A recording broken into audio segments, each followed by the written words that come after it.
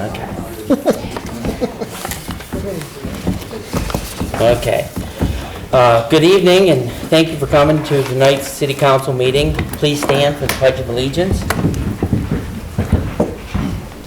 I pledge allegiance to the flag of the United States of America and to the republic for which it stands, one nation under God, indivisible, with liberty and justice for all.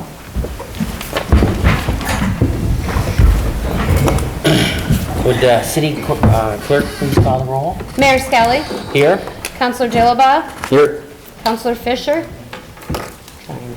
Councilor Kennedy. Here. Councilor Powers. Here. Councilor Reish. Here. Councilor Scamperly. Here. Quorum present. I think, while that's charging, it should be able to turn on, shouldn't it? It won't turn on just yet, just because it's totally dead, but Oh, okay. I'll go up in just a couple minutes. Okay. All right. Yeah. I don't know, but the rest of you, I already missed Steve. Do you? Yeah? Yeah, that's all right. 20 seconds, you'll We'll be be back. back again. Okay. So we have two presentations tonight. The first is regarding the Ogdensburg Rescue Squad Annual Report, and it will be made by Ken Gardner. Hello again. Every year, how are you doing? Mr. Mayor, councilors, ladies. Any questions? Not a whole lot has changed in the last year. We continue to work great with the fire department. I still think the city of Ogdensburg's got one of the best rescue systems set up as it is now. Police department works with us great. Overdose is on a positive note, it's gone way down in the last year and a half. So I think we're on a really good path. Mine's usually really quick, guys, unless you got a lot of questions or anything about it. How much is the overdosing actually increased? We, over the last year, we've dropped over 35%. That's huge. Yes. Yeah, it's That's good. just a lot of Narcan. Yeah. Excellent. Yeah. That's great. What are your challenges, Ken? Money, to be honest with you. The city has recently, we've gone up from, we used to be about a 63% Medicare, Medicaid type of place. We've jumped up now, just hit over the 70 mark, 70% in reimbursements. And as you know, it doesn't even come close to covering the costs that it costs to be able to staff a full ambulance, advanced life support, paramedics, the whole 9 yards. It's not even close now to the proper reimbursement. So I say this to you every year, I'll say it again if you get a chance to talk to the legislators or whatever. As we go up the ladder, we need that help. We need those bills increased. So this 70%, is that 70% of your budget? No, 70% of our revenue comes from Medicare and Medicaid. So say a call, and you know, when you're talking calls, you're talking vehicle maintenance, fuel, the whole 9 yards. When you put everything together, it costs us approximately, when we just turn the wheels to go out, it costs about $1,000 to start the day. All right? Medicare and Medicaid, we're getting reimbursements from anywhere from $223 per call to the tops of $373. And private insurance, we get reimbursed at approximately $1,100 cost. So it's a huge difference to us. It's a big problem in the state. It's a big problem across the country. You have ambulance organizations dropping literally left and right because it just can't stay open anymore.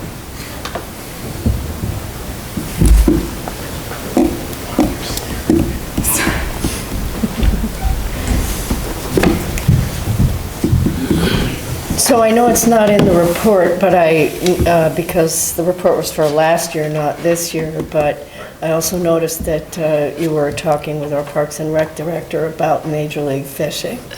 And so we greatly appreciate the coordination, which we know we'll have to plan on together to make that that tournament successful. So thank you in advance. We're going to be tomorrow also, so that'll be great. Good. Thank you. Any other questions? Well, thank you, Ken. Thank you, guys. Appreciate it. Thanks, Ken. Thanks.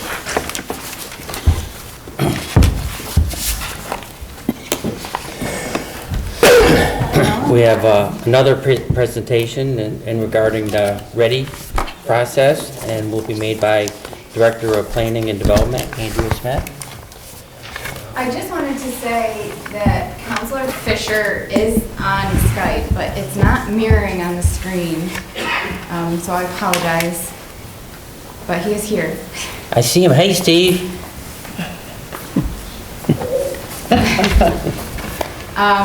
So yes, I wanted to take an opportunity to give you all an update on where we are with the state's Resiliency and Economic Development Initiative, which is referred to as REDI, R-E-D-I. I did give you all a handout, and I did give a copy to the media as well, which I will just go through and kind of briefly summarize for you. So for those of you that are not familiar with the REDI process, this is a process that started in the spring of 2019 following the flooding that we experienced in 2017 and again in 2019. The governor's office announced funding that would become available to municipalities, homeowners, and businesses through this program. And for municipalities, the funding was going to be available at 95% and requires a 5% local match. Throughout the spring, late spring and summer of 2019, city staff, myself along with other department heads and the city manager, worked with various state agencies as well as state representatives, including State Senator Ritchie, to identify areas that sustained damage due to the flooding in 17 and again in 19. And as you can expect, there were several areas where we had significant shoreline erosion and damage to many of our community assets. So in October of last year, 2019, the city was awarded funding in 4 project areas, and I've outlined them here in the handout. Overall, we received an award of just over $8.3 million, which results in a total 5% match, just over $416,000. And again, that's divided over 4 project areas. The first project area is the Maple City Trail and Seawall, which is on the shores of the Oswegatchie River. That project received an allocation of $1.9 million in state funding. And again, the requirement of the 5% local match is equivalent to $100,000. We are currently, we just completed the submission of our 10% engineering report, which was submitted to the governor's office by our engineers, Ramble, that has recommended the full replacement of the seawall along the Maple City Trail. That seawall has been damaged starting in 2014 when we started to see high water and higher velocities in that particular area of the water, of our waterfront. And it did sustain substantial damage again in 17 and in 19. We did do an assessment of that whole area along the Oswegatchie and St. Lawrence Riverfront in 2018 that we completed in 2019 through the New York State Sea Grant program, where we assessed our vulnerability to flooding and wind damage, among other natural threats. And one of the recommendations was to replace the entire seawall with what's referred to as revetment, which is riprap or large rocks. Now, the concern with that, it is a cheaper option overall, but it does restrict access to the waterfront that we currently have. And that is highly used, not only for active, but also passive recreation. So we participated in several conversations with state agencies and the engineers to come up with a better solution. It does cost a little bit more, but we do think that keeping the wall and in the areas that we have currently as riprap, but replacing them stronger and better will be a better solution long-term for our community. So that's the recommendation that you see presented, along with a small section that shows the wall, which would be increased in height about 2 feet, and it would be sloped back towards the toe of the hill, and the trail would actually be elevated as well, so that would be protected from future flooding. So that's the first project. The second project, we have 3 projects along the St. Lawrence River. These three projects have been combined into a single engineering report. And that is for because they share similarities in terms of the issues and the challenges, and all of our funding agencies are the same. So for us, it was a more streamlined process to put those three projects into a single engineering report. They still are looked at by the funders as three separate and distinct projects with individual project budgets. The second project is the Dubisky Center and Municipal Marina. This project received an allocation of just over $865,000.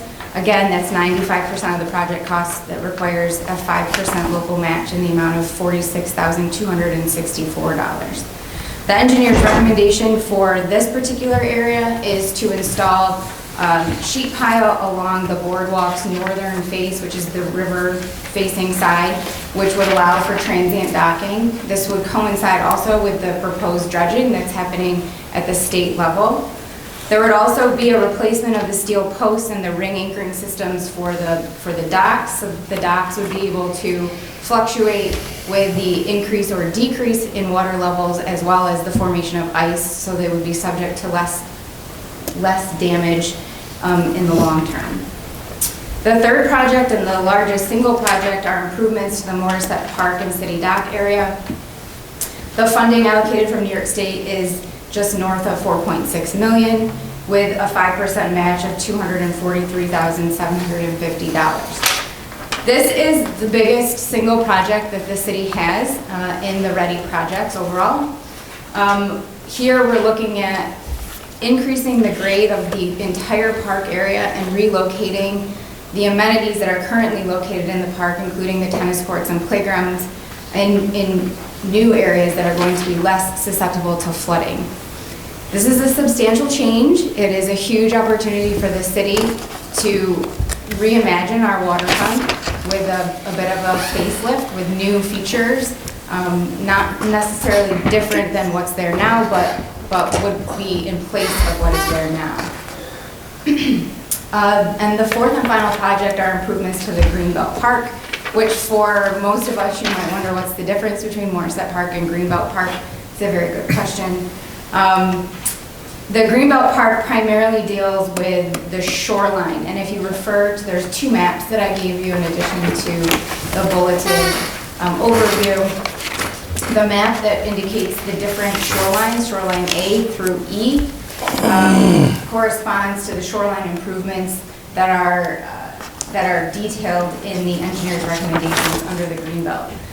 Primarily, we're looking at adding to where we have riprap and increasing the riprap, again, the large stones that we have along our shoreline in most areas, and including some living shorelines that are referred to as nature-based sills in other areas, which goes nicely with the state's objective of providing both engineered solutions, including things like the seawall and the sheet pile, as well as living shoreline elements like riprap and nature-based sills.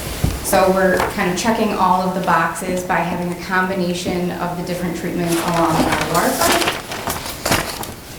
There's much more detail provided in the bullets, and I'll make sure that this gets included in the updates so that the public has the ability to read that as well. The next steps for us pertain to SEQR, which is the State Environmental Quality Review Act, specifically establishing the lead agency. That's what we are in the process of doing now. We have completed part one of the full environmental assessment form that will be mailed out to potentially interested agencies, including the DEC, the Department of State, the Dormitory Authority, and OGS, which is the Office of General Services, all of which those are funders and or permitting agencies at the state level. And we'll also be sending it out to the U.S. Army Corps of Engineers, who is a permitting authority. It's not anticipated that any of those agencies will want to be lead agent, so it is anticipated that they will agree with the city's request that the Augsburg Planning Board act as lead agent, conducting the SEQR review for these projects. They'll have 20 days from the date that those letters are mailed, and those should go out this week to let us know if they disagree with our suggestion that we be lead agency. I've had several conversations with DEC as well as the Department of State and Dormitory Authority, and I don't expect that they will disagree. So that should move pretty quickly, and this is on the agenda to start that review for March 3rd at the planning board level. Once the lead agency has been established, the planning board will commence their classification of the action.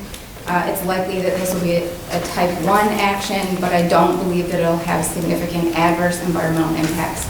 So it should move along pretty quickly. That's the immediate next step. That will be followed by final design and permitting. What I don't have in the bulleted update is the slightly sad news in all of this is that even though this is a streamlined process, none of these projects are expected to be under construction until 2021. So with that, I'm happy to take any questions that you all might have. So if we get another year of flooding this year, we're gonna expect it's a lot of water damage. We do have repairs underway that we completed with FEMA funding that provide some protection. Right. We haven't done any repairs along the seawall, Maple City Trail area. So if we do get substantial flooding that we have heard a lot about, us, like other communities, will continue to sustain damage. And that anticipation of high water levels this spring reinforces the need to go forward with these types of improvements to protect our waterfront and our amenities for our residents. How does that affect anything going forward? So if we have a high water level this spring, it floods out Maple City Trail all the way down through the riverfront here, does that slow this particular process that we have going on right now if there's any additional? If there's substantial additional damage that really exceeds what's there now in scope and even nature, it could impact the budget. I wouldn't anticipate that based on the projections that we're hearing. Not that I wouldn't anticipate additional damage, we may see additional damage. I don't know that it would be that substantial in scope to impact the budgets to that degree. But overall, and in the details that I didn't really get into, but that are articulated in the memo, overall you'll see there is a great emphasis from the state to increase elevation. So we're looking at increasing elevation just in general about 2 feet. It isn't 2 feet across the board, but it's about 2 feet overall. 2 feet in some areas, in other areas, generally 2 feet overall. And that is what they project is what we need to do in order to withstand future flooding events and high water. And they're designing all this now as we speak? Yes. Will they come back with an opportunity for input, or is it pretty well? There is always an opportunity for input through the seeker process. That process is a community-driven local process for us to undertake.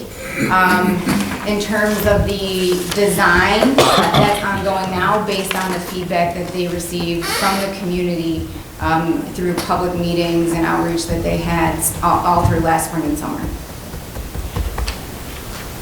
The READY Commission and the state held public meetings and events pretty much on a monthly basis throughout the St. Lawrence and Jefferson County areas, talking to the public and receiving their feedback. That feedback is what has informed the awards and the process that we are currently in today. Then the Crescent, they're in the process, they've given us what? When we met, 3 different designs, and, of course, the best design is the most expensive design because it, it keeps intact the wall, but, there's input. Yeah. No, I just, the section, I like the overall plans, and it's a lot of money and good projects. Down near the Dubisky Center where the riprap presently exists, I just like what Brockville did with setting in larger and stepping them back, larger stones versus just riprap. It just looks a lot nicer, and place for people to sit and that, so if you have a chance to mention that to them, if it might increase the cost a little bit, maybe they can, you know. Is that shoreline B or A or both? B primarily, yeah, B primarily, but however the dollars, work out, if they could just take a look at that. I don't think it's gonna matter that much, but, in terms of dollar amount, John, it's a good idea. I know one of the things we talked about doing there, because the E and the D stand for economic development, we're trying to position ourselves for economic development, take on voters, as we talked about. And I know this isn't a part of this project, but preparing or getting that area ready for like a jet ski docking area or something, so people can come in off of jet skis. You're talking shoreline E? And then the front of the boardwalk, we talked about, obviously they're gonna do steel piling instead of the riprap. Yeah. Maybe, we talked about maybe some sort of a floating dock out there, because you're talking about a 6-foot difference in water level. So, it's one thing to put it, you know, steel piling in, but you're gonna have to have a means so that when the water's down, somebody cannot get off a passenger ferry or a boat, and, I just thought I'd throw that in there for the marathon. But, some sort of means, you know, I know we talked about it a few times, talked about it in Albany and then in here again, something in the front of that should elevate, or you're gonna have to design it so that there's different levels, but I think it'd be easier to make it so that we have some steps maybe at each end, or handicap accessible side or something. But that's what the ED stands for anyway, so we're trying to think about economic development here, so yeah, any ideas, throw them out there. No, the sheet piling on the face of the marina, I know how bad that is and how much erosion there is there. It was not a great design, I know, when it was done. So that's nice to address that. Any idea the number of slips? We're not looking to change the number of slips within the marina at this point in time.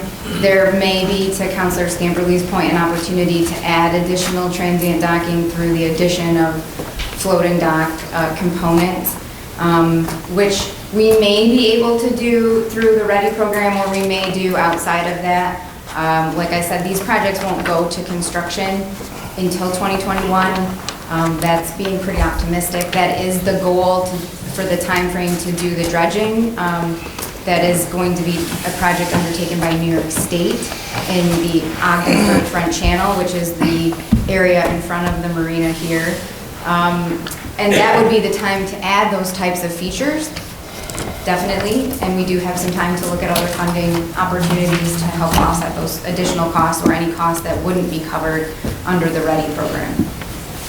And the dredging is concurrent with the other work? I'm sorry, I wasn't totally listening. The dredging right now, the tentative schedule for the dredging in Ogdensburg is July, which would be after July 15th. That's the in-water restriction period, 2021, which coincides nicely with our project. So they should align, in theory, quite well. And the dredging will be at no cost to the city. That is a project that, while there may be an opportunity for some community feedback, participation in seeker and those types of things, it is not a city project, so we won't have to administer funding for that. We won't have to obtain the permits for that. We won't have to act as the lead agent for the seeker review of that, but we will have the benefit of receiving the dredging. So that's really good news for the city. Do you know how much they want to dredge, and whereabouts specifically? Is it right in front of the marina and that's it, or is it? It's from essentially the gazebo area to, if you're familiar with the Noah Gage House, which is at the easternmost edge of the city docks, at the end of Cameron Street. It's that general vicinity. I did request the polygon map of the dredging areas, and I'm just awaiting that from the city. Okay, thank you. Where are we with other communities as far as their ready projects? Our projects. I believe we're out in front in most of it.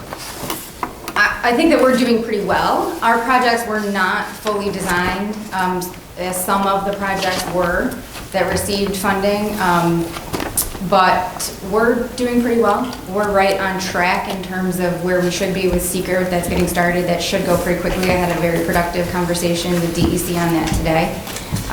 We're in step with where the fort is. We're doing their seeker for them right now as well. So it's a task.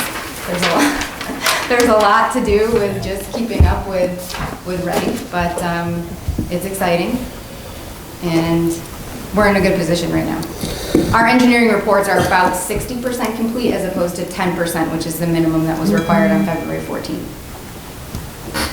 And the Ford property, that's, I mean, they're doing that themselves with their allocation? Yes, the fort also has a project here in the city of Ogdensburg, but it is their own project. We are not administering the funding on their behalf. That is totally 100% their project. They're working with Chazen Companies, who's doing their engineering, their site plan, all those types of things. That's mostly on the west side where of the site, do you know? They are elevating their trails and doing some sort of revetment, but nature-based shoreline improvements on the east side of the point. Their project is going through site plan review on March 3rd at 5:30. There's real erosion at, I think it's the Chalette's property and the Duffy property. Which would not be impacted by the fort's project or the city's project. And if they have a commercial aspect to their project, they could have submitted for funding under the private grant portion of the Ready funding, but I don't. Those awards haven't been made. I'm not aware of. I'm aware of one application from a private marina owner. Bill Hosmer? Yes. There may be others. That's just the only one that I'm aware of. This is private property. Those are, yeah. They would have to have a commercial component to be eligible for the marina funding. Good work. Thank you. We have one public hearing tonight regarding the sale of city-owned property at public auction. It's going to be bill number 17, and I will open that public hearing up now. If anyone would like to speak regarding the public hearing, please come down to the microphone, and you have 5 minutes to speak.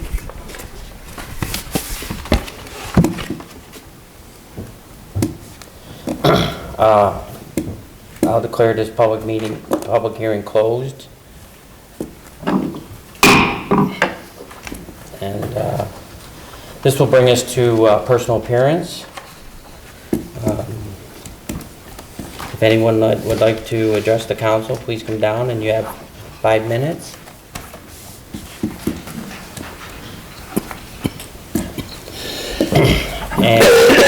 And that brings us to correspondence. Do we have any correspondence? We have none. Wow, things are moving along. Next, we have our consent agenda, that the claims as enumerated in general fund warrant number 04-2020 in the amount of $1,502,789.03, and library warrant number 04-2020 in the amount of $364,228.83, and capital fund warrant number 04-2020 in the amount of $16,939.80, and community development fund warrant number 04-2020 in the amount of $0, community renewal fund warrant number 04-2020 in the amount of $0, is audited to be, and the same hereby are ordered to pay. I so move. Second.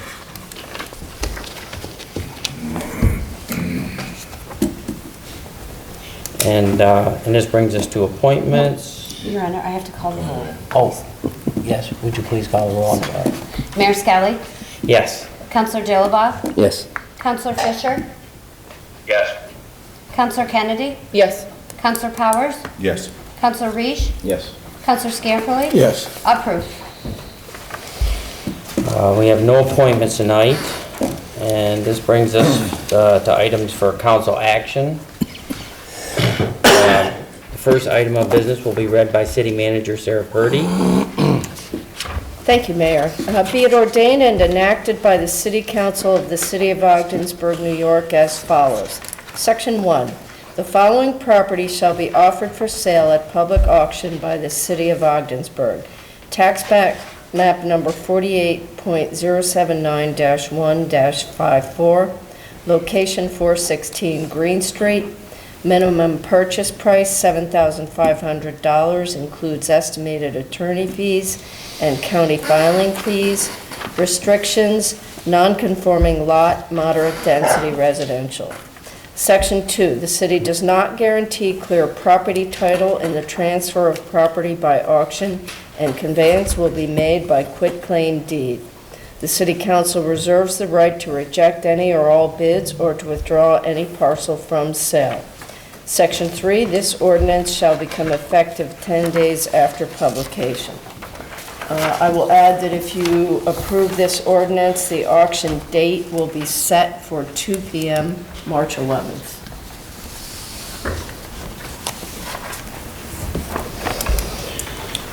What cost is this? So, I'll move this. Oh, yeah, I'm sorry.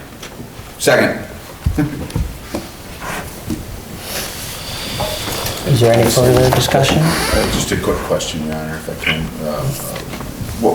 What's the cost of this for the legal notice? I won't know until I publish it tomorrow. I can let you know, but I'll send it out tomorrow and they'll let me know for sure. Roughly 600? It has to be run for 3 consecutive weeks. It averages between $80 and $120, roughly. But after the auction has been held and council has approved the sale to the highest bidder, it then again has to be run for 3 consecutive weeks. Looking at 6 weeks.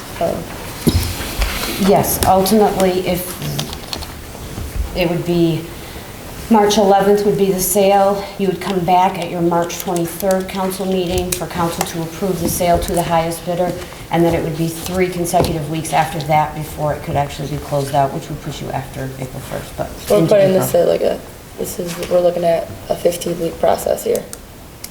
So by the time we've started. From the time you started, yes, approximately.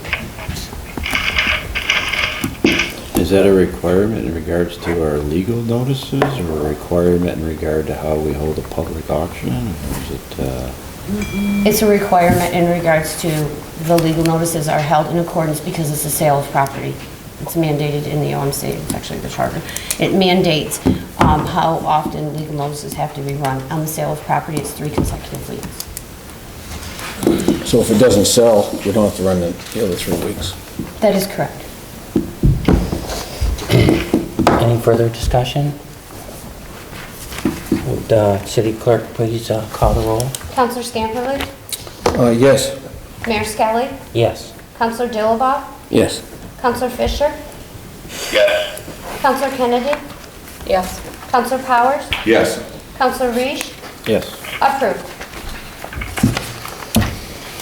Our next item of business will be read by Director of Planning and Development, Andrea Smith.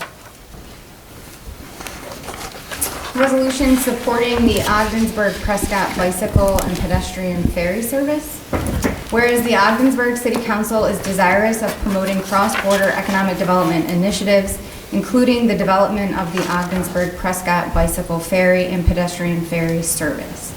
Whereas the Ogdensburg City Council is familiar with the ferry feasibility study funded by the town of Prescott and completed by consultants CPCS, which recommends implementing a summer pilot service in 2020.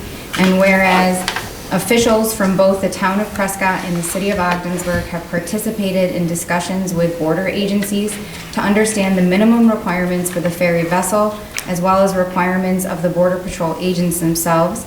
And whereas both U.S. Customs and Border Patrol and Canadian Border Patrol agencies have agreed to oversee a pilot run of the bicycle pedestrian ferry during the summer of 2020. Now therefore be it resolved that the Ogdensburg City Council hereby extends our support of this ferry service and accepts Prescott's proposal to conduct a summer 2020 pilot to test the concept and its feasibility. Now therefore be it resolved that a copy of this resolution be submitted to Mayor Brett Todd of the town of Prescott at 360 Dibble Street West, Prescott, Ontario, KOE1TO, Canada. So moved. Second. Any discussion? I think that this has been something, it's been developing over the last year, and I think that our support is going to greatly, impact our area and, prove to combine our ties with our neighbors to the north. And I think it's a really great stepping stone to looking forward to improving our waterfront. We're looking at all these plans we have to improve our waterfront. We want to become a site of economic development. We want to make people come here. And I think this is a step to see if this is something that can work. And if this works, there might be other things out there that can work for us too. We are in a very unique situation. And if we can find something like this to work, it really opens the door to other ideas that we could use to make them work. We're not limited to just maybe a pedestrian ferry once we do this. Maybe there's other types, or maybe we find out there's other interests and we can expand on those too. Anyone else? Sounds good to me. Ms. Purdy wants to talk. I do need to let you know that if the passenger fares from the pilot do not actually cover the total pilot cost, then there will be a cost to both Prescott and to the city of Ogdensburg. We do have a marketing grant, and the running of the pilot is considered to be part of marketing and promotion. So we would be able to use that grant to cover any cost. I spoke with my counterpart, well, actually we were emailing last Friday, and both sides feel that there is a potential, if it doesn't break even, that each side would have to contribute $5,000. But the marketing and promotion grant would easily cover our share of that. Not to mention, which it would also cover the costs of doing some marketing and advertising and promoting of the pilot ferry. So I think it's going to do well. I'm hoping Mayor and I will be going back and forth having lunch. I'll treat here, you treat there. We'll do two over there, one over here. Any further discussion? Kathy, would you call the roll? Mayor Skelly, Yes. Councilor Dilaba, Yes. Councilor Fisher, Yes. Councilor Kennedy, Yes. Councilor Powers, Yes. Councilor Reish, Yes. Councilor Scamperly. Yes. Approved. Our next item of business will be read by City Clerk Kathy Jock. It's a resolution authorizing the city manager to enter into an agreement with the general code for codification services for the Ogdensburg Municipal Code. Whereas the Ogdensburg Municipal Code was originally codified in 1990 and is currently maintained both online and in printed format by city staff. And whereas the city would like to make it easier for constituents and staff to find information by implementing a fully searchable online version of the municipal code. And whereas the city would like to save staff time and keep the municipal code reliable, accurate, and up to date. Now therefore be it resolved that the city manager is hereby authorized to enter into a contract with General Code for codification services for the municipal code, and be it further resolved that the funds to pay for this contract will come from the city clerk contracted service account line A1410.518 of the 2020 budget. Does any councilor wish to make a motion? Gotta move it. I'll move it. Second. Is there further discussion? Yeah, I'd like to see, this is the first time I've seen this, so I'd like to see, if we could, an example of the work. Rather than just Sure. have it thrown on us like this, because. Well, it you is actually really- saw, it was actually discussed last fall when you were doing the budget, but that seems like eons ago. Right, So, right. I must have missed that one. yep, we can do that. And, you know, I'm wary of getting us into another contract where it's year after year paying and paying. It's not a lot of money. Right. When you consider, I don't know what we're gonna do with secretaries. I mean, We don't really have any of those anymore. I know. Which is why we need this. So that's what I'm saying, if this is gonna remain the state of the city, then obviously we need to relieve Yeah, administration as much as we can with what would normally be Yeah. taken care of by secretaries. this is a lot less expensive than Right. the positions that we're funding. Yeah, we don't have to pay healthcare on these guys. Yeah. Right? This is good. I mean, Salary and benefits. it's, so just, when we talked about this last fall, it was a matter of working on the entire municipal code, which every time, I don't think folks realize how often you amend that. But the document itself, as some of you know who have tried to access it through our website, is very hard to navigate.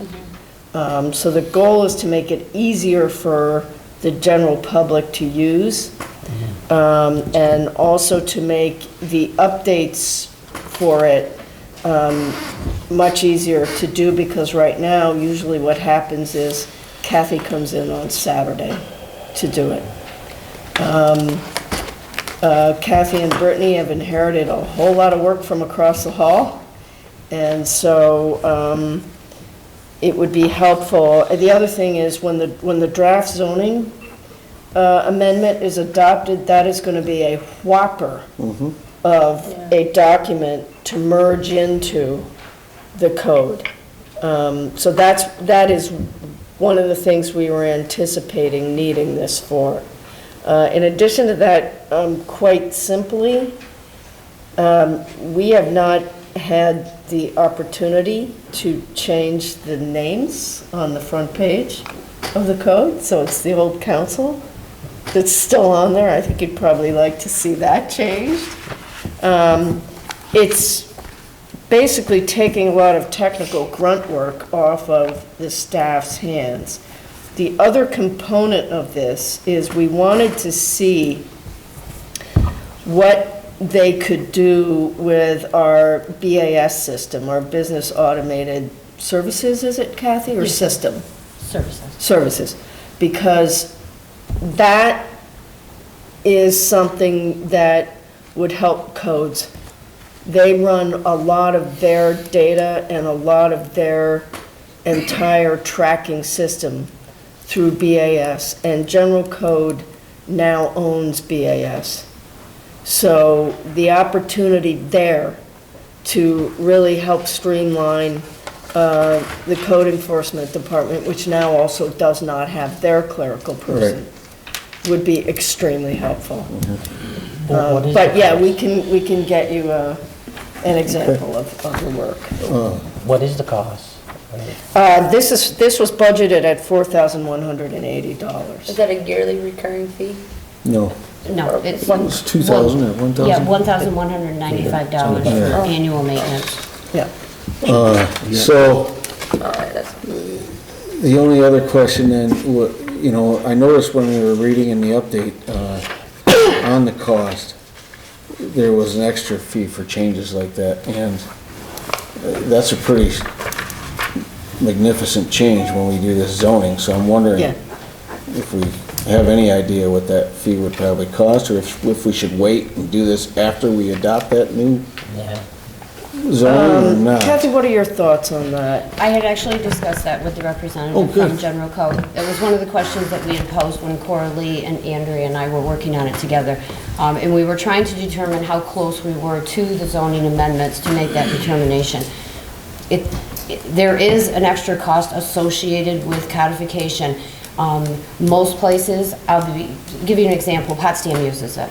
And Potsdam hasn't codified their local laws since before 2012. But when you go to their website and you search, for instance, dog licensing, what it will pull up is their current statute on dog licensing, but it will also trigger how many changes have been made since that was codified. So a person researching dog licensing requirements in the town of Potsdam would get the current, but they would also get a notification indicating that there have been changes made. So the benefit of having the codification done you would still reap the benefit when the zoning changes are made. When someone searches something, the search engine will pull up what's here, it'll also pull up the changes. But when the time comes that you wish for general code to codify all of your new legislation and put it into your main municipal code, there is a fee associated with that. It's based on the volume. So speaking to what you're speaking, you're absolutely correct. But that was something that we did discuss depending on when the new zoning section would be ready to be approved. Right. And did they give you a price per page or anything? Unfortunately, no. I asked the question repeatedly and I was told it was based on volume. And as you know, with respect to zoning, it would be a large volume.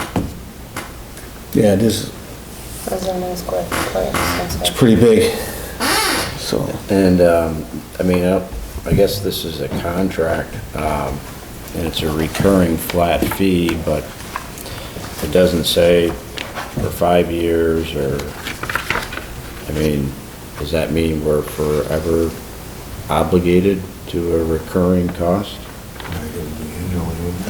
Was that annual? It is an annual cost, that's correct. And was the contract annual? The contract, to my knowledge, is not an annual contract. The way it was explained to us, correct me if I'm wrong, Andrea, the way it was explained to us is that we would be locked in to the $11.95. Yeah. Is that how you understood it as well? Okay. That's the maintenance, that's just the general maintenance of the code. That is keeping up correct. with corrections along the way or adjustments, correct? Keeping it current as we go. For instance, if there was something, legislation that council passed this evening, and the process required that I would notify general code, general code would put it up on the site immediately. Whereas right now, when we entered this discussion and this planning process prior to the budget last year, we stopped updating because we anticipated that we would be able to do this early in 2020.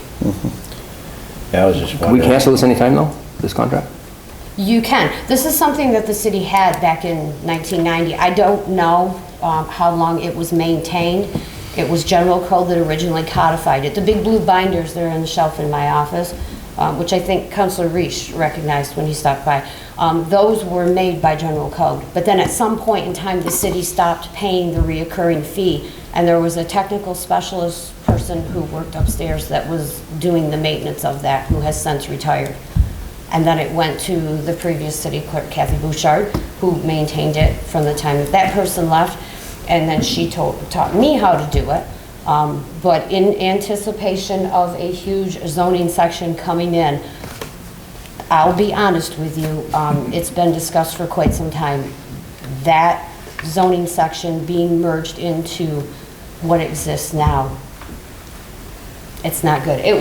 The code was originally created in a very old version of Microsoft Word. And as we all know, every time there's an update, something changes. And some of the things that were needed to establish it back in 1990 don't exist now in Microsoft Word.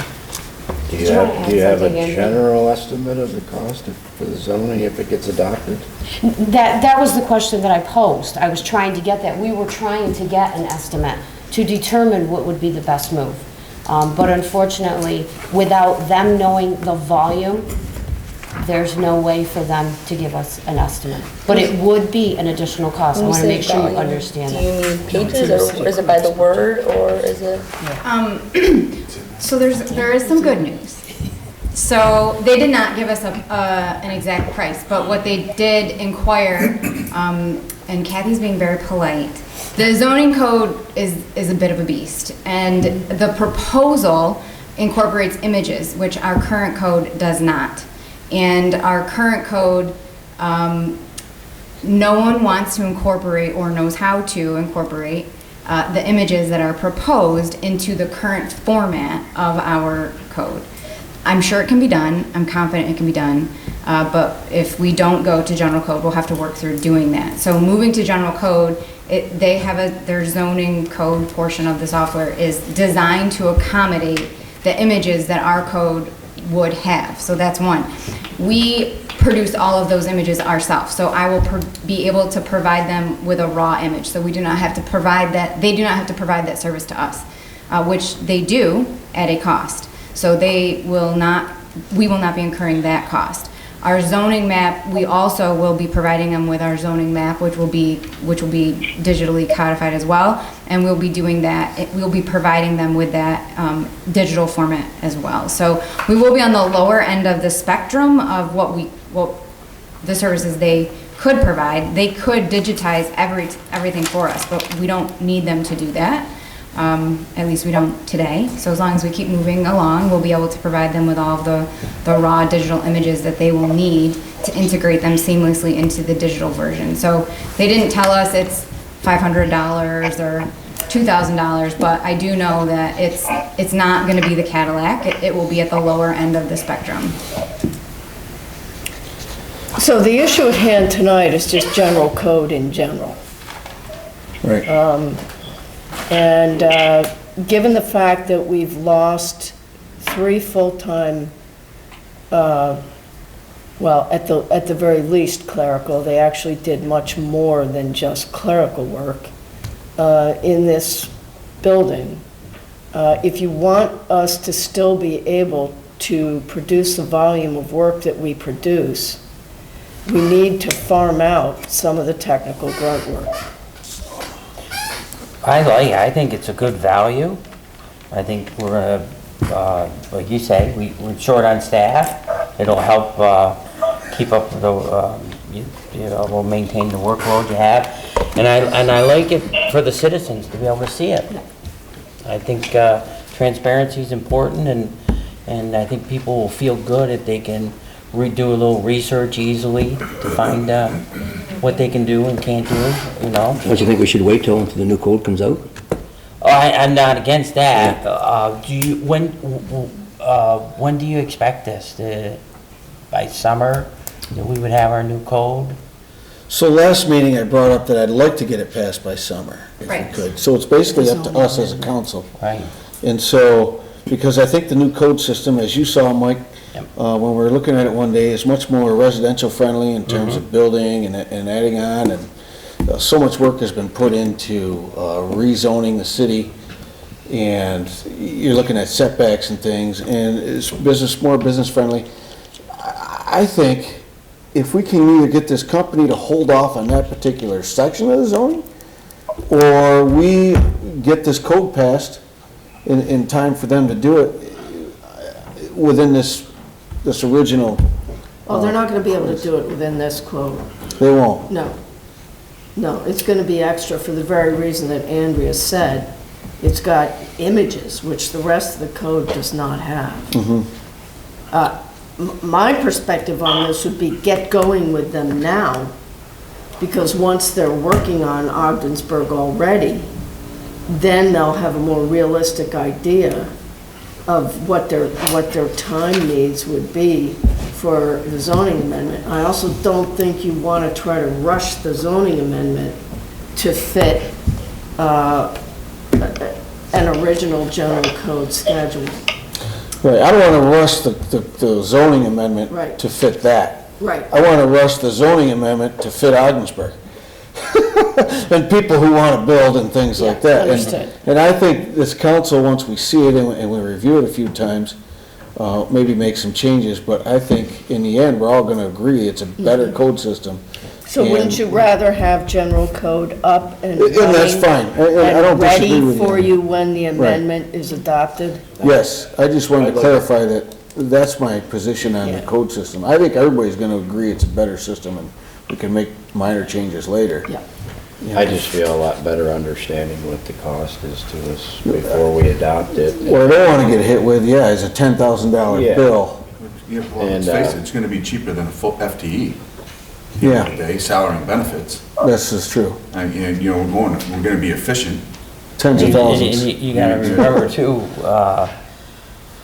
there is a lot right now for staff. I mean, we got all those grants, you know, and a lot of them we're working to get, we wanna get out for contracts, short season, sooner we can get them out. So, I mean, while we're spending money, it might be an investment to help us with the workload and getting things done. I think one of the important parts too that Kathy mentioned is that if we move ahead with general code today, then when the new zoning code is adopted, you'll be able, citizens and council will be better able to track the changes. So if someone said to me, well, I was pretty sure that the setback for accessory structures was 6 feet, and I would be able to say, yes, it is, and look here. It used to be 6 feet, now it's 5 feet or 3 feet, or whatever it becomes in the future, and they can see the differences, whereas if you wait, you won't have the benefit of being able to track some of the changes, which is useful, especially when staff is doing research for council to tell you, you know, the history on why a setback is what it is, or right now, to tell you what the setbacks were in the 70s, we have to go unlock rooms and, you know, fight dust bunnies to tell you what the old code was. So this will be a much better system, and I think it will offer the public more if you go forward with general code without waiting for the zoning. And we did budget for additional technical support in the planning budget in the last 2 years of budgeting, and we haven't used that funding, so. And in the city clerk's office, correct? And in the clerk's office, because we've been anticipating the legal expenses associated with the review and also just the codification of the zoning code. So we have budgeted for codification associated specifically with zoning. Okay. I just feel more comfortable voting on things if I know what the cost is. And then on the question of the term of the contract, since it's an annual automatic bill for us, does the contract go for 10 years? Are we obligated for a certain period of time? Can we cancel at any time? Those are the questions that I have.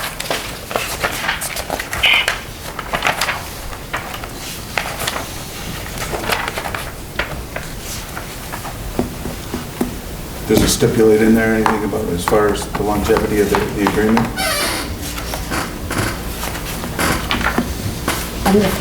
They can just lock in at the $200 or $1,200 rate, I know that. Well, I guess one of the questions I have is what would, seeing that zoning code would probably be new legislation?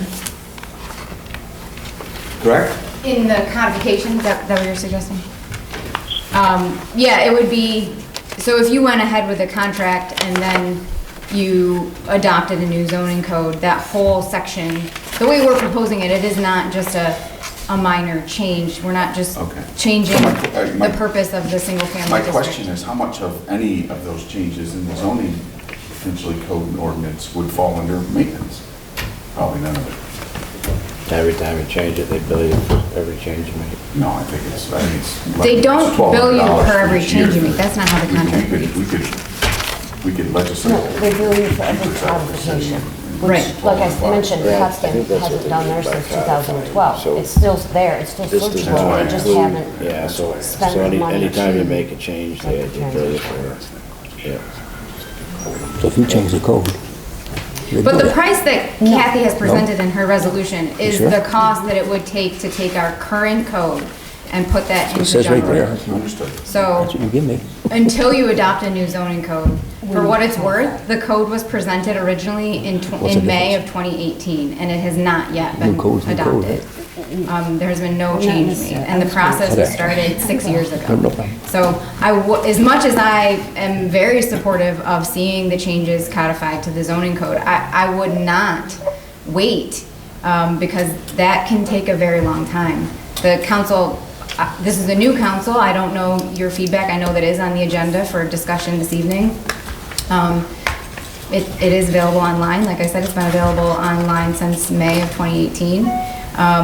But it is not something that can be put on your agenda for a public hearing and adoption at the next meeting. It isn't that quick. There is a substantial legal review, and we don't have a city attorney at this point in time. So there's a bit of work, even if this council made no changes to the document.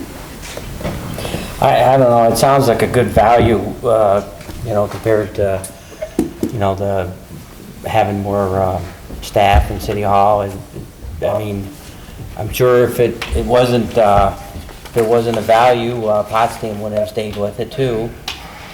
So, and nothing's for free. I know we're on a tight budget, but, sometimes, the technology that they bring to it makes it so efficient that the cost is really very minimal compared to trying to do it in-house with the experience we have, but, so. One of the main reasons why we supported the budget the last time was to remove the items out of codes, assistance out of codes, the salary and benefits, to be able to bring this in at a cheaper level. So I support the resolution. Did you find the term, Kathy, or? Unfortunately, no, I did not. I did not find a term, I apologize. But I do want to point out that the former city attorney was able to review the contracts for us prior to his departure.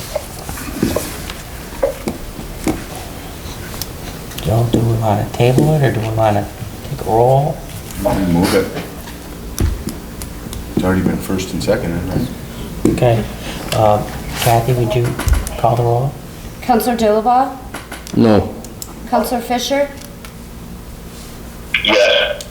Counselor Kennedy? Yes. Counselor Powers? Yes. Counselor Reish? I just feel a lot better knowing what the cost is, and I don't feel like I have enough information or the term that we're obligating, so I'll just vote no. Counselor Scamperly? Yes. Mayor Skelly? Yes. Approved. Our next item of business will be read by Director of Planning and Development, Andrea Smith. A resolution authorizing the city manager to execute a letter of intent to subdivide a portion of tax map parcel 48.078-9-1.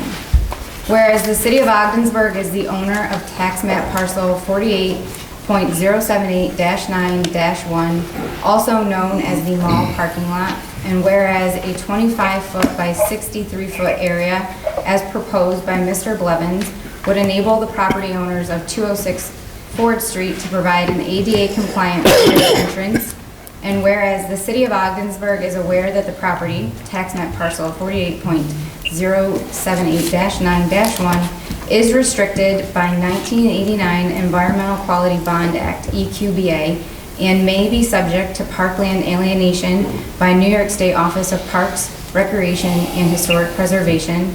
And whereas parkland alienation occurs when a municipality wishes to convey, sell, or lease municipal parkland or discontinue its use as a park. In order to convey parkland away or to use municipal parkland for another purpose, a municipality must receive prior authorization from the state in the form of legislation enacted by the New York State Legislature and approved by the governor. Be it resolved by the Ogdensburg City Council that the city of Ogdensburg will pursue parkland alienation if necessary in support of this subdivision request. Now therefore be it resolved that the Ogdensburg City Council hereby authorizes the city manager to execute a letter of intent to subdivide a portion of tax map parcel 48.078-9-1 with the intent to sell said subdivided parcel to adjacent property owner David R. and Lynn Blevins. Does any member of council wish to make a motion to introduce this? I'll move it. Second it. Either one. Discussion? So the 1995 map, 1989? oh, it's signed 95.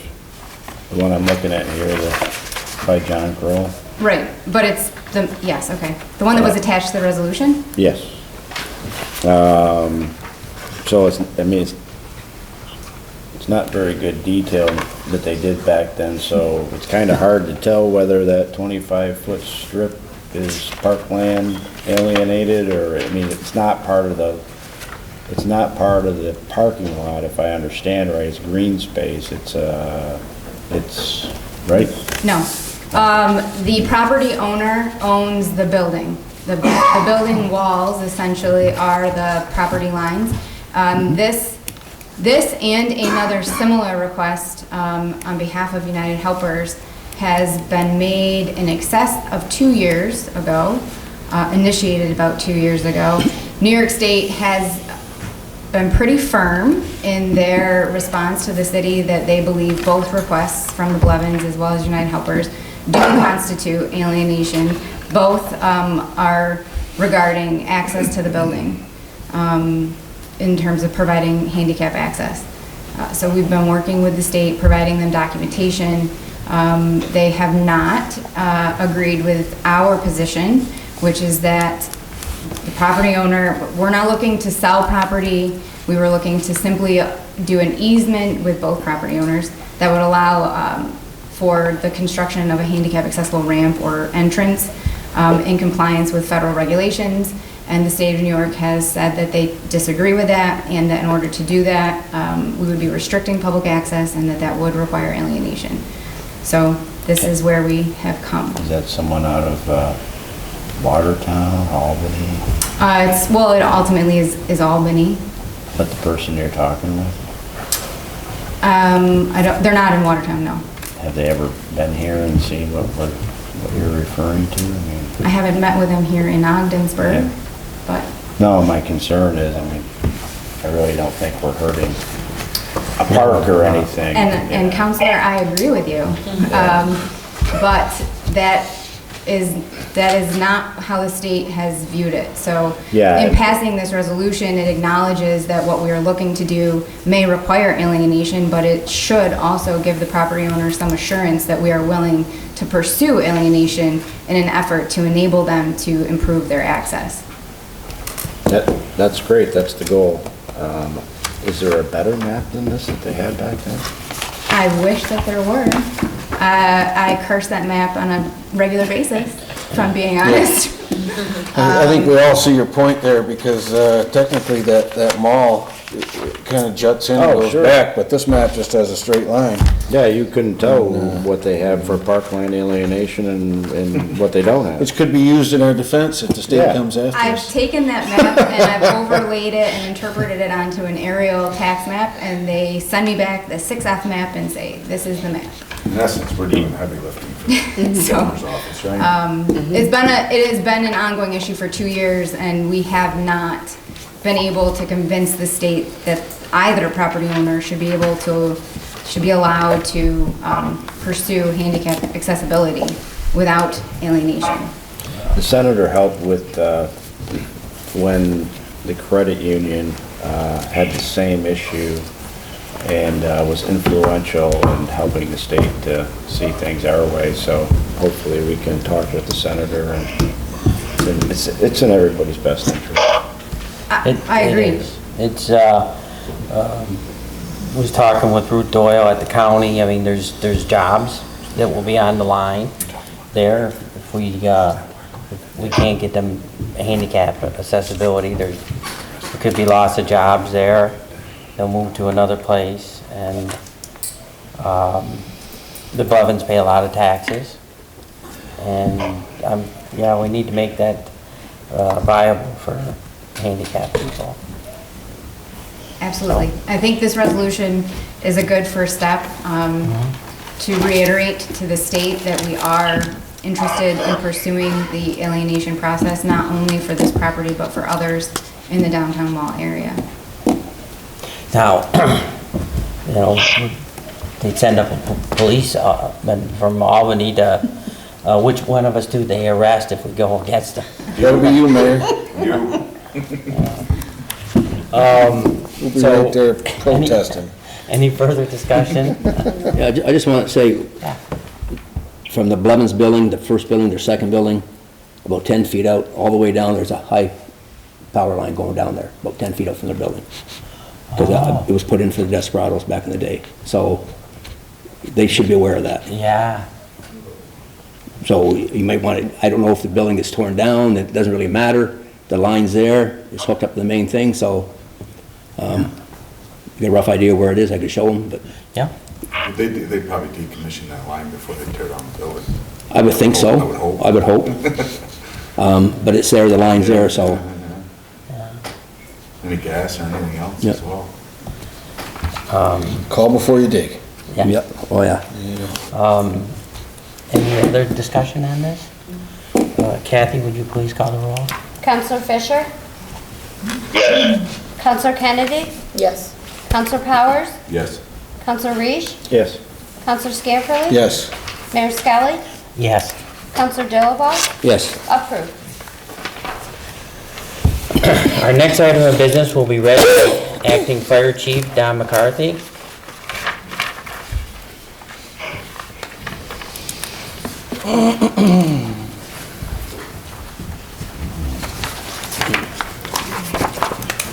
This is a resolution authorizing the city manager to submit fiscal year 2019 Assistance to Firefighters Grant application. Whereas the Department of Homeland Security and Federal Emergency Management Agency have authorized $315 million in grant monies to eligible fire-related agencies across the United States and its related territories, and whereas the city of Ogdensburg, having fewer than 20,000 residents, is eligible for a 95% federal cost share and a 5% non-federal match, and whereas the required $19,000 match will be paid out of account A3410240 specialized equipment, and whereas the potential for loss of life and property for the citizens of Ogdensburg would be lessened greatly by the upgrading and addition of equipment to the Ogdensburg Fire Department. Now therefore be it resolved, the Ogdensburg City Council supports the submission of this fiscal year 2019 Assistance to Firefighters Grant application seeking $380,000 to purchase specialized equipment to enhance the safety of the public and firefighters with respect to fire and fire-related hazards. Be it further resolved that the Ogdensburg City Manager or her designee is hereby authorized to submit a fiscal year 2019 Assistance to Firefighters Grant application, and if received, to enter into any necessary contracts to accept and administer said grant in a timely manner. I'll move it. I'll second. Discussion? Is the fiscal year 2019 a typo, or is that the That's the actual? Assistance to Firefighter Grant, which is always 1 year behind. Okay. Yep, sounds good. We had, the question was, what did we have budgeted for specialized equipment? It was $20,000 for turnout gear, hoses, and communications equipment. And that would be included in this grant.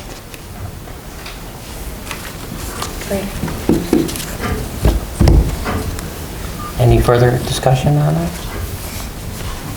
Kathy, will you please call the roll? Counselor Kennedy? Yes. Counselor Powers? Yes. Counselor Reish? Counselor Scamperly? Yes. Mayor Skelly? Yes. Counselor Dilaba? Yes. Counselor Fisher?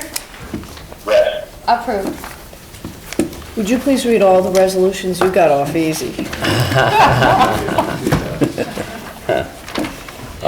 Our next item of business will be read by City Manager Sarah Purdy. Thank you, Mayor. This is a resolution authorizing the extension of the airport security agreement with the Ogdensburg Bridge and Port Authority. Whereas the current agreement between the City of Ogdensburg and the Ogdensburg Bridge and Port Authority for the provision of airport security services by the City of Ogdensburg Police Department expires on February 20, 2020. And whereas the City of Ogdensburg and the Ogdensburg Bridge and Port Authority desire to continue these services for an additional 3 months, now therefore be it resolved that the Ogdensburg City Council hereby authorizes the extension of the current agreement for 3 additional months to expire May 31, 2020, and be it further resolved that all terms of the current agreement will continue unaltered work during this time frame, and be it further resolved that a copy of this resolution be given to the Ogdensburg Bridge and Port Authority. Does any council wanna, I'll move it. Second. discussion? Yeah, I have a couple of questions. Why only till May 31st? We've been doing 3-month extensions since June of 2019. Sarah, how current on payments are we for the Augsburg Bridge and Port Authority to the city? How far are we, They are $64,050 in arrears. and how much does that, how many months late is that? That's from September through January. They just sent a payment, correct? Or maybe I haven't received that. I talked to them today. Tim? What was the question? Did they just send a payment? You received that yet? I gave you the report the other day. We haven't, I don't know if we received one today. We may have, but as of Friday, that was the report I gave her Friday. Yeah. I know it's, Paid in full? No, $64,050 in arrears. It's about 5 months behind. yeah. But the payment you're suggesting? Just a They never pay in full. It was, I know partial. I talked to him today about another issue at the airport, and he said that a check had went out, but it hasn't I don't gotten think here you yet. want to go to the question of why only 3 months. I don't think at this point you want to go beyond 3 months at a clip. Well, I guess it was typically annually, wasn't it? It was for No, they paid 2 years or 1 year? You mean the contract? Yeah, it was annual, but ever since June of 2019, Andy, I or believe we did a year and a 2018? half contract. They've been, it was originally a 1-year contract. Yes, it's 16, it was 16 to 17, it was an annual contract. Then they asked us to adjust it to be more in line with their budget year, I believe. Okay. And it became, I think, a 6-month contract, and then we've been since extending it while everybody considers their options. Yeah, so it's been 3 months at a clip for quite a while.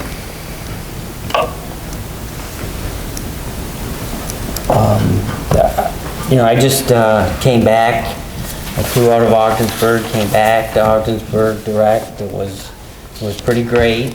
I think that that airport is an asset to our city, and it's just going to be a greater asset in the future. I know that it might be they're going through some hard times. It's in business it happens too. You expand and then you have a really tight financials for a while, and you come out of it. It's not like they're going anywhere. You know where they are. So we get the money. The money's, we're gonna get it. It's just not coming as quickly as we like it. And being a contractor, I deal with that every day in business. So I'm for going ahead and doing everything we can to help them. The bridge and port, and the airport.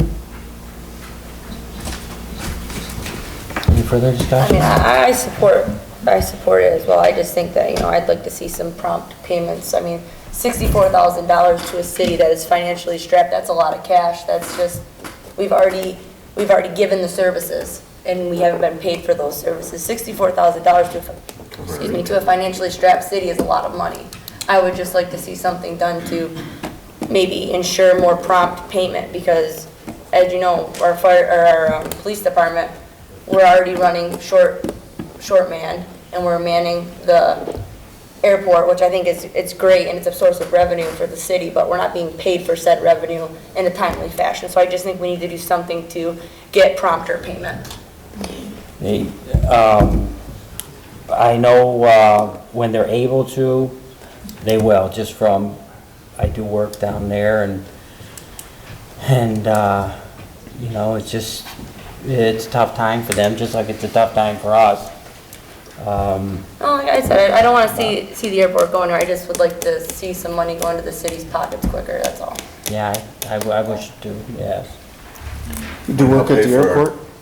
Yeah, I did the last little office for United. Are you planning on doing any more work at the airport? No. No. It wasn't a very big job, and it was a little wall, but, I'm just saying, if you anticipate that, you would have to. to abstain, no. Abstain, But I do work for Bridgeport, all year, but I have not, I don't have any work going on at this time. A chunk And, of change would help with that E-code zoning.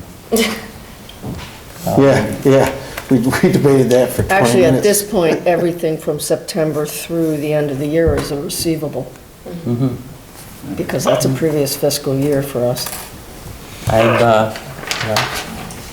Okay. Yeah, I'm ready to support it. I support it too, I'm just Just wanted to make Yeah, I it. think we all, wish it, we wish they were doing better right now, and we wish that for our own city, but, sometimes, you gotta stick together and get through the hard times. Any further discussion? I don't have any. Kathy, would you please call the roll? Counselor Powers? Yes. Counselor Reish? I'll abstain. Counselor Scamperly? Yes. Mayor Skelly? Yes. Counselor Dilaba? Yes. Counselor Fisher? Yes. Counselor Kennedy? Yes. Approved. And this brings us to old business. Does anyone have old business? I just have one, Your Honor, real quick. Sarah here, I know you know a lot about the Brazier municipal legislation that we looked at regarding some dilapidated properties, possible remedies to that. Yeah, what we wanted to do was queue up either a presentation or a discussion under items for discussion with all of you to bring you up to speed on what our zombie property program does. So we'll take a look at when we can schedule that, because I think what you're going to find is that between what we've got in our code enforcement and what we've got in the zombie program, we're doing a lot of what they're accomplishing.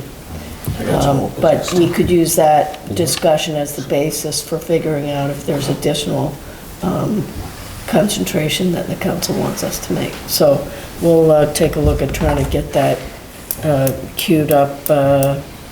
Maybe, is April okay? Because you've got some other presentations coming in Just want March. to keep it alive. Yep. Dan? Old business, so I know summer's coming here. We put on a hiring freeze earlier in the year, and obviously we're gonna have summer help if we're gonna have a pool, if we're gonna have parks maintained, things like that. So this discussion needs to start happening as to when we're gonna alleviate it and what specific positions I think we're going to alleviate for. And so, when does the hiring process usually begin, or the interview process? Usually it starts now, but I've already talked with Matt, and we had planned on bringing something to you for your March 9th meeting. Okay. And what that something will be is what your options are for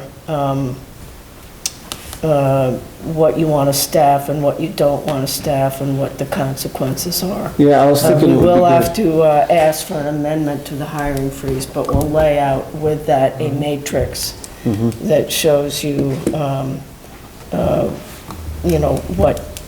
what positions go with what programs, so you can discuss what you want to do. And I don't think it's just Matt, I think it's also the police department and Oh, well, in City terms of Hall. the summer help, it's DPW and it's Parks and Rec. DPW, right? Yeah, So- but there are some other departments that have been affected by the hiring freeze, so. So, for example, I think if the police department could put together something as well, a matrix, if you will. I know we have a high overtime we're looking at right now in this year's budget, and what are the consequences of not hiring a new officer, or not hiring an officer that is already been to school and trained versus not, and all the other aspects More that go with overtime. it.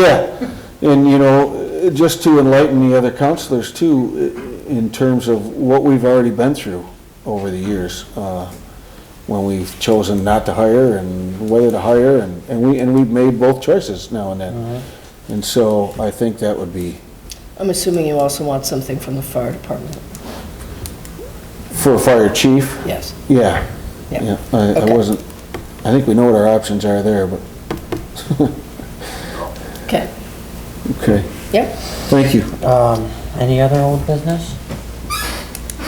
So that brings us to new business. Does anyone have any new business to talk about?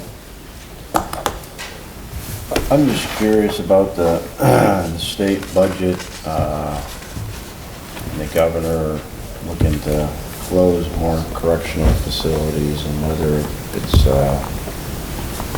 too early to brush off the effort that was done years ago in terms of at least updating the data and the benefits of our facilities and how they're less expensive versus other state facilities. And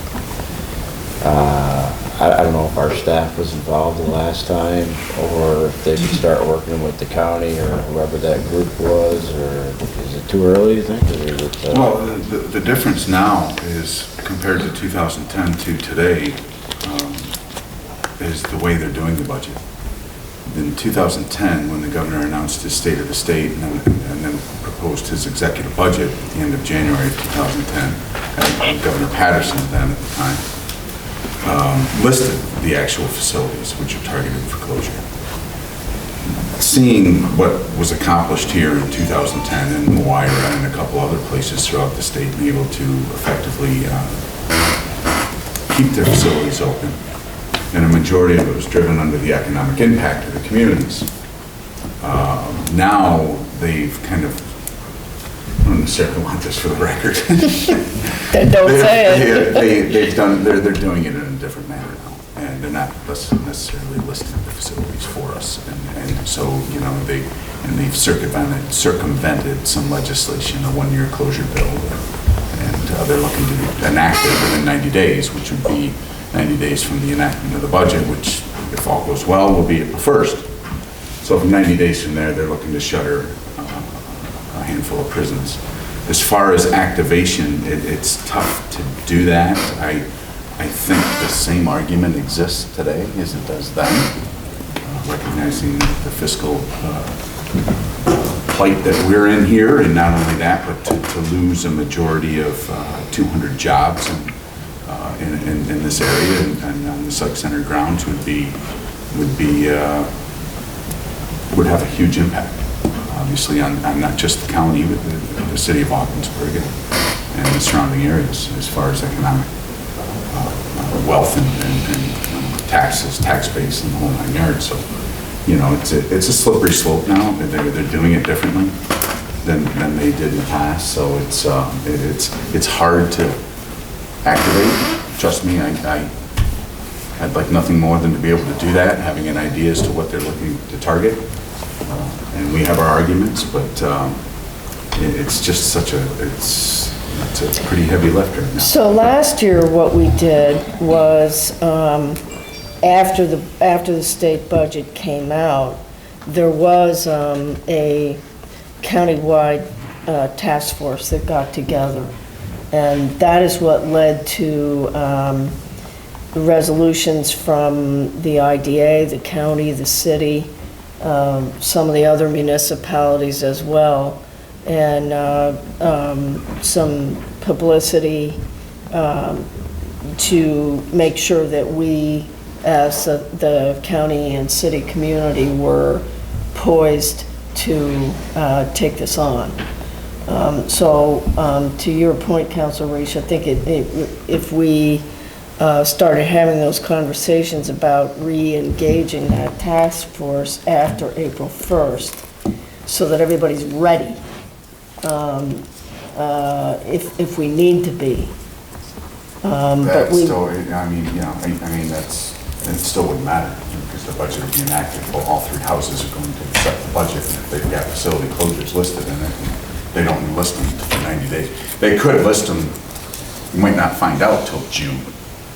So they wouldn't- Yeah, but see, that's how That's we the language in approached the it budget. last year. Yeah, but last year it was different. Oh, okay. And this year, and each year they're getting, so, and, you know, a lot of things, and you mentioned the efficiency up here, you know, and you know, this applies from Watertown all the way to Clinton. The efficiency of these facilities and the staff that work them are accountable. And what we look at now, our strategy now is, they don't know, you know, they're not hearing rumblings up here, a whole lot of activity. You know, sometimes it's best that way. But, you know, it's a slippery slope, you know. It might be, you know, tomorrow could be a different day. We could be on the offensive tomorrow. You know, as a union, and as a municipality and city, and the employees that would be affected by this.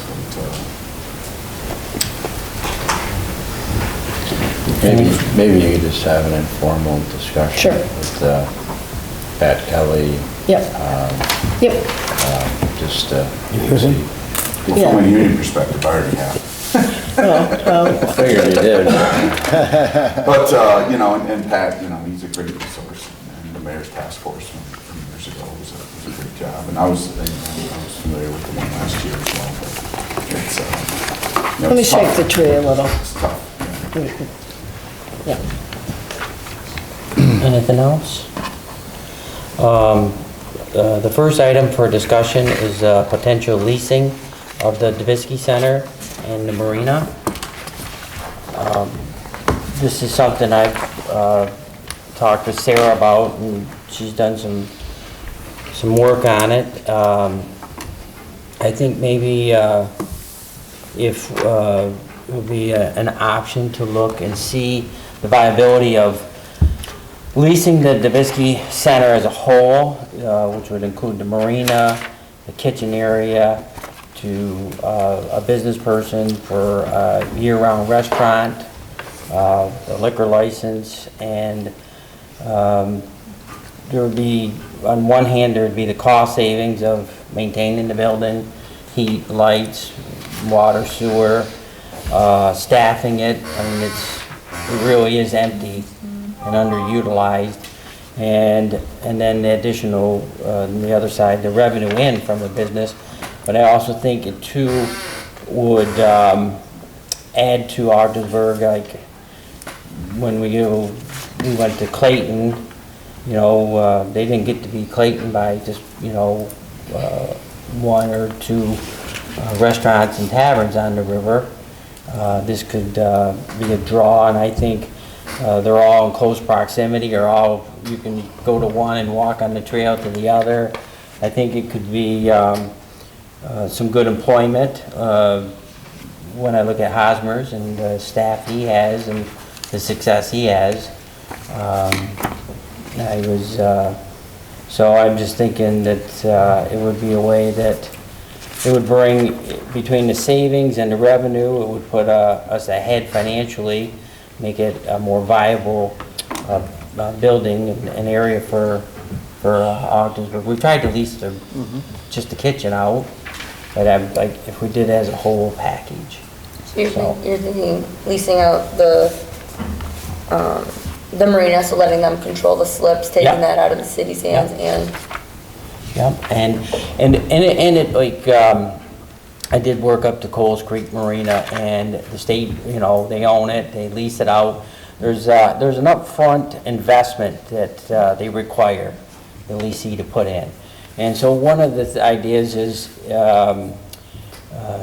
you know, the shrubbery and everything's kind of a mess around there. So if we had an upfront investment from the business, we would use that to buy the shrubs. We could ask our DPW to help us pull those plants out and get the dirt ready, and beautification and garden club could do all the new plantings and do it. We'd have the money for that from the initial investment and get the place looking better. But a business, I think, could really make something of that with, you know, people will want to, when they want to stop, they want to have some drinks and a meal. There's also another side area Kathy shared with me that could be all set up for selling ice cream. There's an outside window. I just think a business person could really make better use of that than we have. We're not in that. I don't disagree You know. with you on that. Any other thoughts? Would, quick question, Andrew, would that affect any of our ready funding if that went to something, say it was, because it'd still be a city occupied, it wouldn't affect like grants or anything like that if it was not like that, would it? That'd be my only concern, would we lose funding if we made it more of a private entity?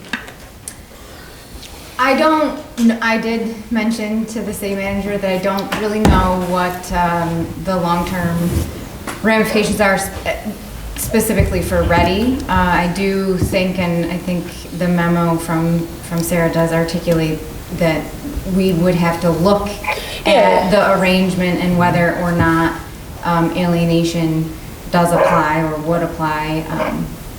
So we would have to look through that. But that's obviously, if it's something that's going to be privatized, then there would be probably fewer grants available in the future to make improvements, but. I don't think the issue was to privatize, the issue was to lease. Yeah. So the city would still own. Still own the property, but it would. Yeah. Yeah. I mean, I think There are a couple of issues that I did spell out in there in terms of some strategies to not trigger alienation. And some of those strategies would be to make sure that the public still has the same access to the Dubisky Center that they do now, which would mean making sure that there is still a community room there. I would assume that anybody who wants to put a restaurant in there would be okay with that. Yeah. Because you have someone having a meeting in there, chances are they're gonna wanna have, beverages and food, so, or something like that. And then in addition to that, as long as the slip rental structure was not significantly different than it is now. So the folks who are signing up to rent slips now are not prohibited by a new rate structure. And just so you know, in 2019, the city revenue from the marina was projected to be, the books haven't closed yet, but it was projected to be $41,625, and for 2020, it's projected to be $42,500. So we need to keep that in mind for anybody that we're leasing out to, that the cost of what we're charging them for a lease, what they're paying us, has to be at least that much. Right. Or we don't break even. Right. I think And we'll be then, ahead. and then in addition to that, we're gonna get into a discussion about who pays for renovations to the center to turn it into a restaurant. But that all comes later. The first thing that we need to do is start a dialogue with New York State Parks, Rec, and Historic Preservation, which we're happy to do.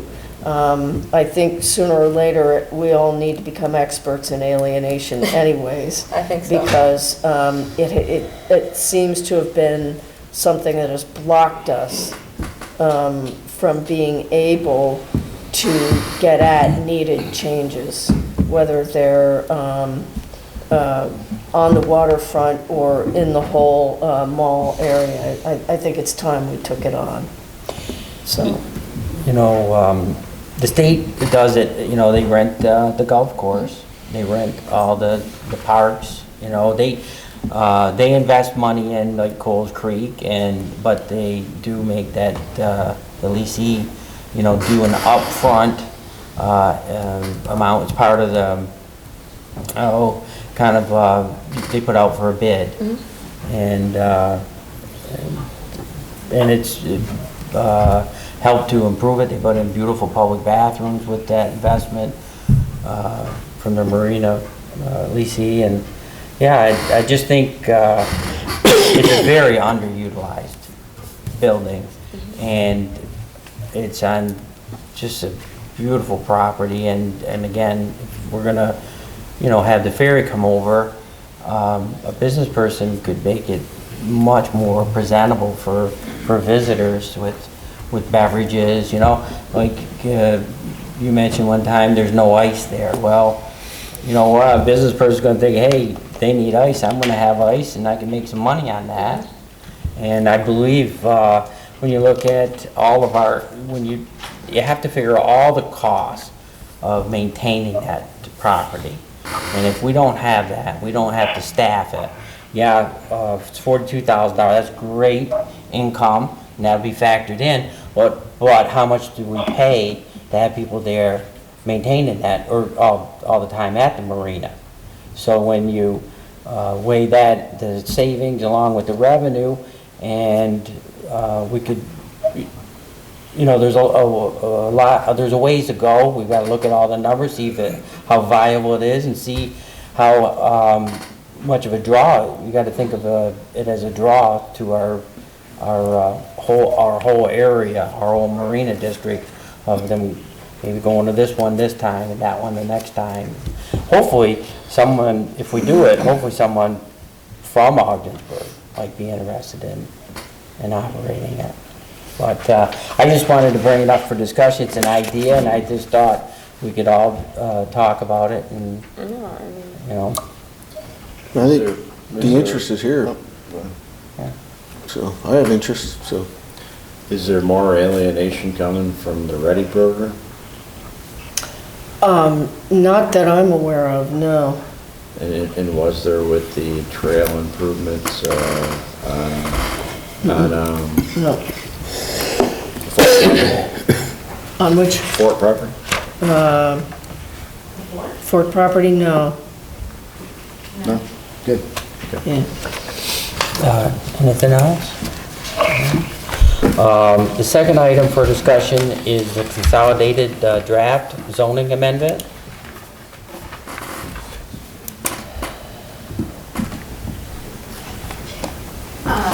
I asked that be put on because it got brought up at the last council meeting, but there wasn't really a lot of direction in terms of what council was looking for, so.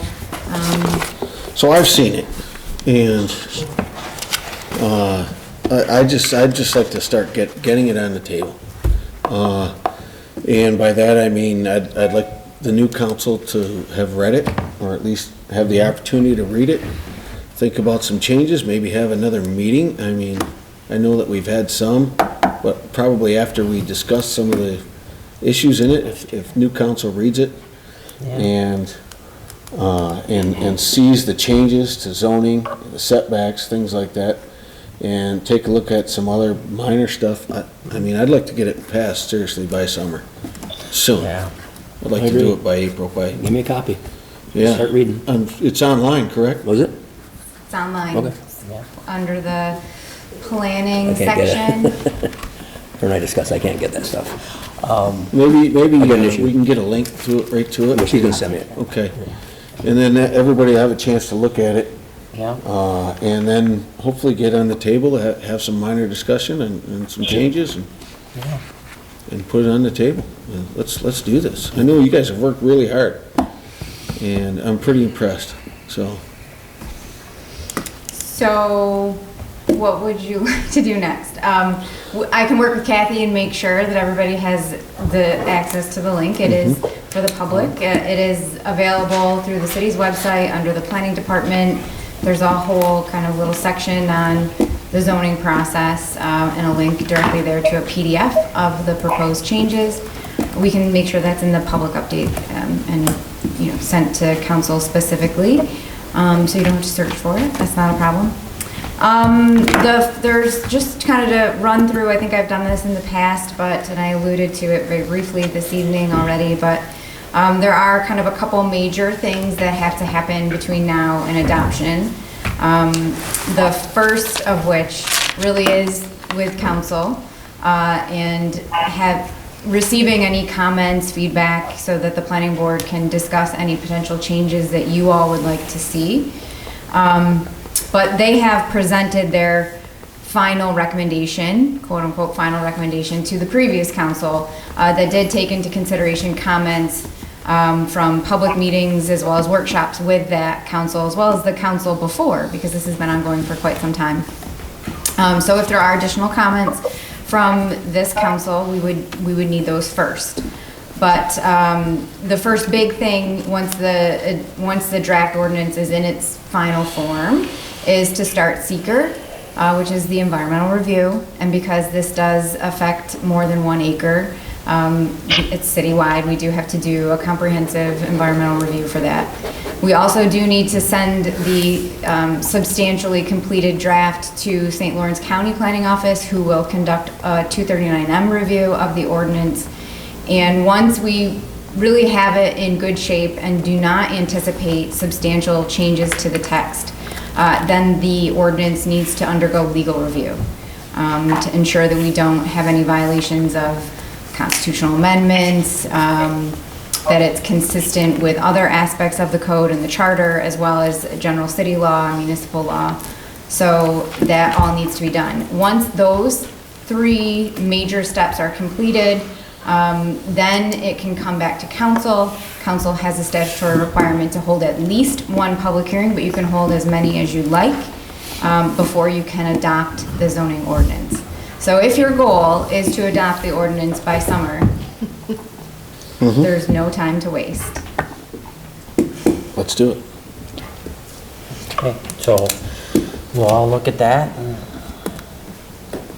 So the city would be the lead agency again for seeker. We'd make ourselves lead agency again. Yeah, that would be most likely what would happen. And most of that's probably already been done, has it, or? No, seeker has not been started. That would be, that would really be your first formal action. You all could send that to the planning board to commence seeker review. You can do that at any point in time. You could do that at your next council meeting. I would not recommend doing that if you have not reviewed the code and are not in agreement with the recommendations. Really, you as a body need to review it. Let me know how you'd like to review it, how you'd like to address changes, comments, etc., so that we can start to discuss those at the planning board level before we would start seeker.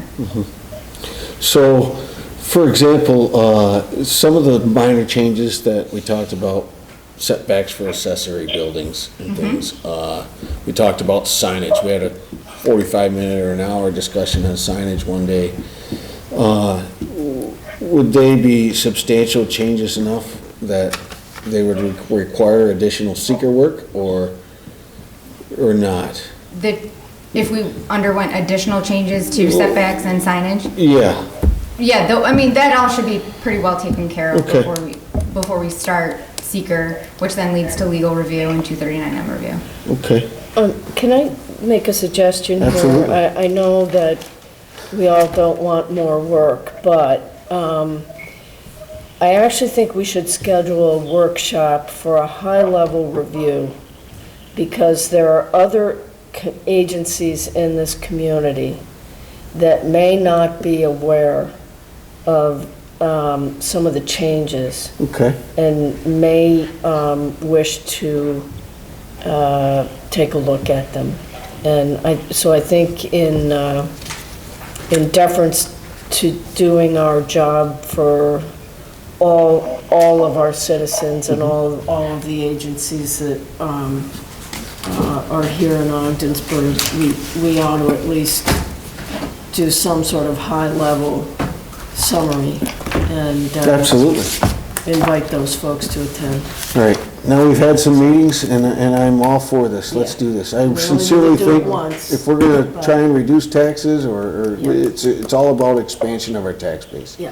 And this code system is a pretty important item here. Yeah, business will So- be real happy for Right. better signage and, you Right. know. And we may have get some great ideas from businesses and other entities, so. Okay, So why don't we try and schedule a workshop? we can do that. Okay. And start there and then see what our next step is. So, Great. all right, good. Does anyone have any other items for discussion? Yeah, I should have put this on the agenda, I didn't quite connect the dots. You have a proposal for city attorney services. Yes. It's pretty straightforward. So I'm thinking that maybe if you want to take a quick look at it and shoot any questions you might have to me, I will try to get an interview lined up sometime this week and let you know when it is in case anybody wants to participate. This is our only one? Yep. It's pretty straightforward. I just have a couple of logistical questions for them. But in the interest of moving this along, that's what I'm thinking. I thought this would be a more protracted process, but since we only got one, I think it's pretty easy to move this along. We've got a backlog of work for for the position of city attorney already, so. I'm familiar with them. Yep. Is there a price in here? Or? Yes. It is? Okay. Yeah. And that's, $190 an hour? that's something I would want to try to negotiate.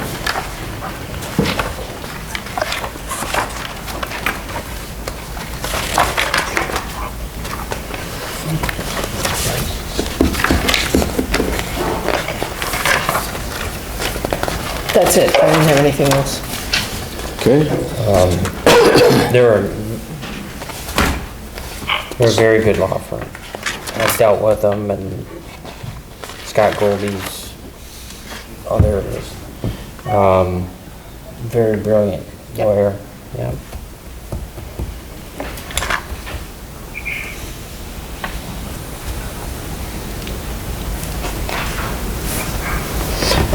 How's that compare with Andy Silver's project? I don't think we should discuss that publicly.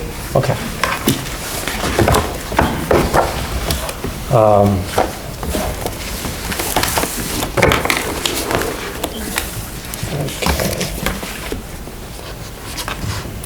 Citizen participation.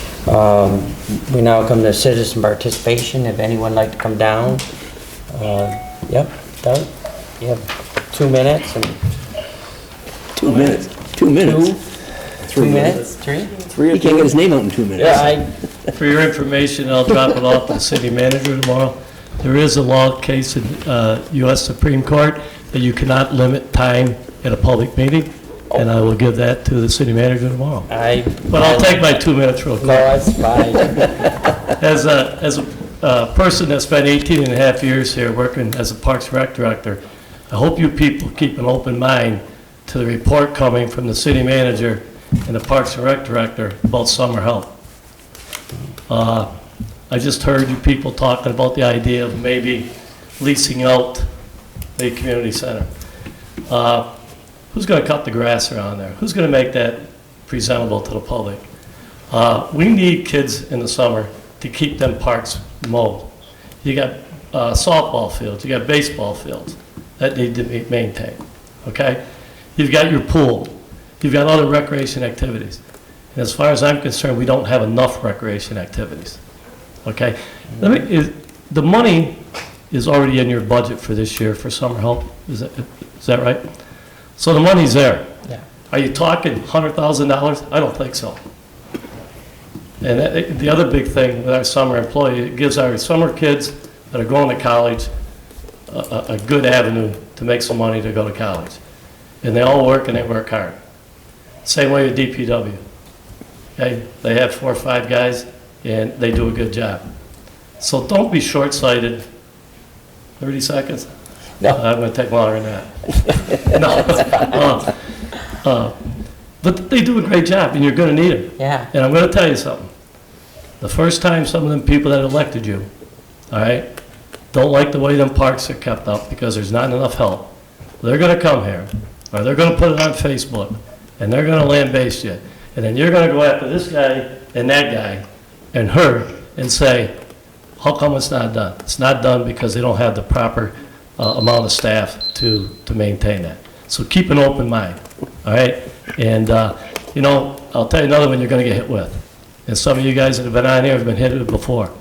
You're going to have people come and say, my son or daughter needs a summer job. Anything you can do. We've all been in that situation, okay? So just like I said, keep an open mind. I think it's money well spent for this community. And we need to be presentable, and the only way you're gonna get that done is keep them summer employees employed. If you don't mind, a little conversation. No, I agree with, summer help is vital, and we'll get that back on track. And I've also felt, and I've talked to Matt about this, that also I believe while the income is important for these young people, it's also important that they be taught quality to do the job properly and the work ethics, because that's, over the summer that you get your money and you spend your money, but that's something you're gonna take with you for your lifetime, is that good work ethic and doing a good job.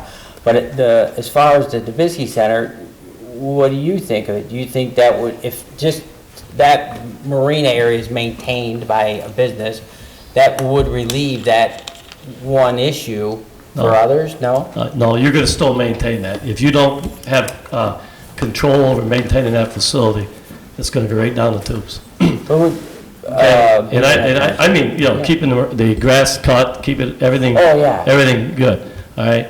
The other thing, this isn't the first time that's been discussed. One of the big issues with the marina at the time was nice recreation area down there, and next thing you know, you got 5 fuel tanks right up in the middle of that marina, all right? Do you want that? I don't know. I don't know what your philosophy is now and where you want to go with that. But there are some other issues you should consider. And please don't lose the control of maintaining that facility. And because, that was put up for the public to use as a community center. Way back when the old naval station was there. That's where my first office was, down there, all right? So it's been there for years as a community center. And don't lose control, and as Sarah mentioned, you rent that out as a restaurant.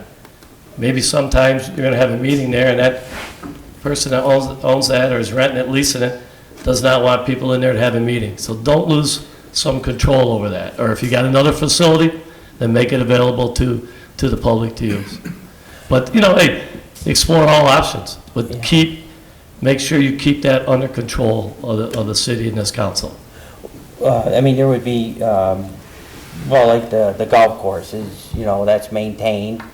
And there would be stipulations in there for that maintenance, and like I say, there would be money for each year put up front for improvements to it. And I believe that whoever would lease it would be responsible for doing all the renovations to make it their own restaurant the way they want it. But what happens 3 years down the road? There's no more restaurant there. Who pays for putting that back as a community center or putting it for someplace else? That's my only, that's something you guys are gonna have to really, anything is possible. Yep.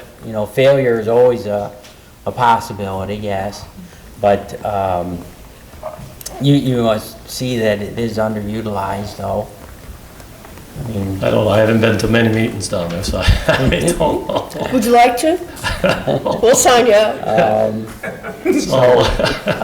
But that's just keep an open mind on the summer help. It's very, very important to the departments and the community. I agree. So, but like I said, somebody's gonna get upset with you because something's not maintained.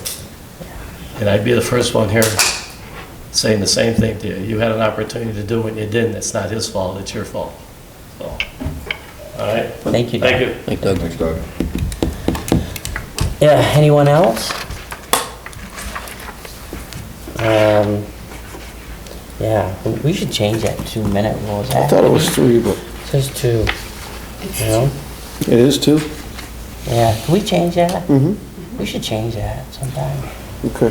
Hardly anyone comes up anyhow. You can bring forward your first resolution. Oh my Until the second God. half of the year. when Change it to 3. Okay. Wait till after brush pickup's discussed. So, I guess that'll end it for citizen participation. I don't see there's no executive meetings tonight, so executive session, so I'll make a motion to adjourn. Second? All in favor? All right. All opposed? Meeting adjourned.